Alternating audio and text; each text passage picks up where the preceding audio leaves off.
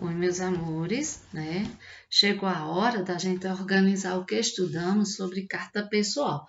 Então, no livro de português, na página 100, né, nós vamos organizar, né, o nosso pensamento com relação à carta pessoal. Então, carta pessoal é um texto usado para para comunicação entre pessoas, né, que estão distantes. Geralmente, essas cartas são enviadas pelo correio. Então, nós sabemos que a carta ela possui uma intenção. O que é isso? A intenção é de manter contato, né, com a outra pessoa que está distante. É eu contar as novidades, é falar um pouco sobre mim, isso por escrito. A linguagem, ela é mais espontânea, ela é pessoal e informal, ou seja, eu não preciso me preocupar com uma linguagem formal, né? Então, ela é espontânea. As partes de uma carta que não pode deixar de faltar, né? Todas as cartas, elas têm partes e que essas partes são fundamentais. É necessário, é muito importante, né, ter o local e a data, né? O local de onde a pessoa está escrevendo a carta, a data, né, o dia que ela escreveu, a saudação, por exemplo, bom dia, senhora, o destinatário, né, para quem eu estou escrevendo, o corpo da mensagem, ou seja, o assunto que eu vou abordar na carta, a despedida, né, anteciosamente, amigavelmente, até logo, beijos, abraços. Então, essa é a despedida. E o remetente, né, que é a assinatura de quem escreveu a carta. Então, essas são as partes de uma carta. Vocês sabiam que as cartas chegaram aqui no Brasil com os primeiros portugueses em 1500? Pois é. Então, em 1500, né, Pero Vaz de Caminha, ele escreveu uma carta, né, ao rei de Portugal, anunciando sobre o descobrimento da nova terra. Então, a partir dessa data, né, a carta ela surgiu aqui no Brasil com os primeiros portugueses que aqui chegaram.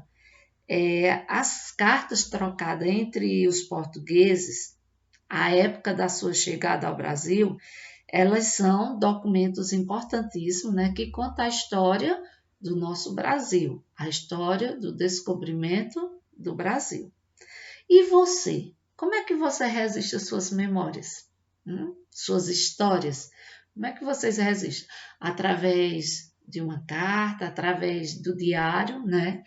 Existem pessoas que escrevem, né, que tem um diário e todos os dias, né, escreve algo, acontecimento, né, que aconteceu naquele dia. Então, é uma forma de registrar as minhas memórias. Geralmente, né, as nossas memórias, elas estão sendo mais registradas através de vídeo ou de fotos, né?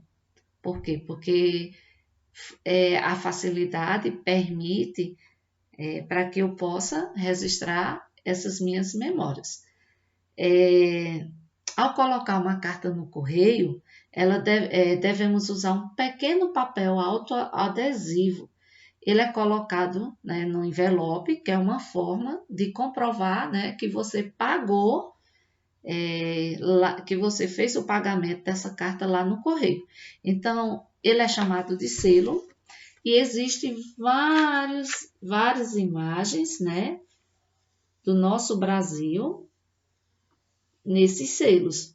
Então, vocês irão observar esses selos aqui presentes e irão, né, escolher aquele que mais lhe chamou a atenção, aquele que você achou mais interessante. E depois você vai dizer por que aquele selo que você escolheu, ele é mais interessante, ok? Na página 102, nós vamos trabalhar a linguagem formal e informal. Então, nós vamos reler novamente o trecho da carta de Ronroso, que diz o seguinte: você sempre me disse que, se eu estivesse encrencado, deveria te procurar. Pois é, estou com um problemaço. Ajude-me. Então, nós vamos pintar os quadrinhos que melhor indicam o que podemos observar sobre a linguagem de Ronroso nesse trecho lido. Então, essa linguagem aí que ele colocou nessa carta, ela é cerimoniosa? O que é isso? Ela é uma linguagem formal que diz assim, ó, Senhor MC Abro, amigavelmente, atenciosamente, tem essas palavras aí nesse trecho, então ela não é cerimoniosa.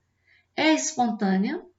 O gato ronroso falou com seu tio de uma forma espontânea? Ela está longe do que se fala no dia a dia? Está próximo do que se fala no dia a dia? Ronroso está próximo da pessoa de quem ele está falando, com quem ele está falando? Revela proximidade com o tio ou revela um distanciamento do tio? Então, vocês irão pintar os quadradinhos relacionados a essa linguagem formal aí no trecho. Em seguida, sempre que nos comunicamos com alguém, falando ou escrevendo, temos de empregar a linguagem adequada em relação ao que queremos dizer, com quem estamos falando, em que situação estamos, entre outros. Então, nós vamos ler 4 bilhetes, né, diferentes uns dos outros. O primeiro, né, nós temos o bilhete 1, o bilhete 2, o bilhete 3 e o bilhete 4. Vocês irão fazer a leitura com bastante atenção e em seguida vocês irão responder as questões relacionadas a esses bilhetes. Quais deles, né, possuem uma linguagem formal, mais cerimoniosa? Aí você vai dizer quais são os bilhetes e quais são essas palavras que demonstram essa linguagem formal. E quais desses bilhetes, né, indica uma familiaridade entre remetente e destinatário, ou seja, que aquela pessoa está próxima, tem uma afinidade maior com a pessoa com quem está falando. Aí você vai dizer quem são os bilhetes e que palavras demonstram isso. Então, as gírias, né, hoje em dia, elas são usadas normalmente, principalmente entre jovens, que quando as pessoas estão falando, né, utilizam gírias. Por exemplo, tipo assim, tá ligado, da hora. Então, essas gírias, elas são permitidas em cartas, ou então, ao falarmos, né, com pessoas que temos uma intimidade maior. Já para pessoas que não temos essa intimidade maior, ela não é aceitável. Então, há momentos em que algumas gírias elas são adequadas, pois a situação ela é mais espontânea, mais informal, como no bilhete 3, vocês vão perceber.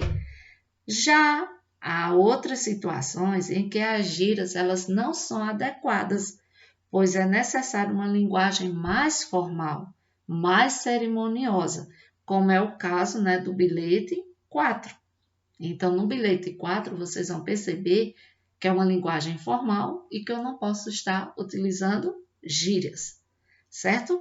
Então, vocês irão realizar as atividades, né, da página 101, 102 e da página 103. Depois tiram fotos e postam lá no grupo para que a Rejane possa corrigir. Beijo!